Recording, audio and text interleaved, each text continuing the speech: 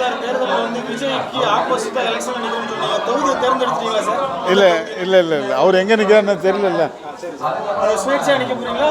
வந்து கட்சியில் இணைய போறீங்களா சார்? தெரியல, இனிமேல் தான் அதை பற்றி யோசிக்கணும். ஒரு பெரிய கட்சி கூட்டிருக்காங்க.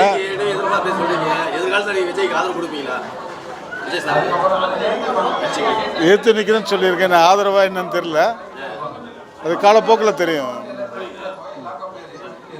பிஜேபி கூட்டணியில் சேர போறதா ஒரு தகவல் வருது சார்? இல்லை இது வரைக்கும் வரல. இல்லை சார், அது ஒன்று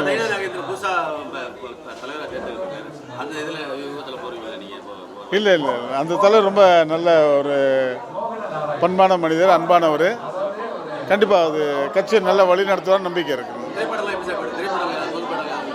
வாய்ப்பு இருக்குது, போயிட்டுருக்கு. இப்போ ஷூட்டிங் ஒரு 3 படம் போயிட்டுருக்கேன். ஷூட்டிங் போயிட்டுருக்கு சார்.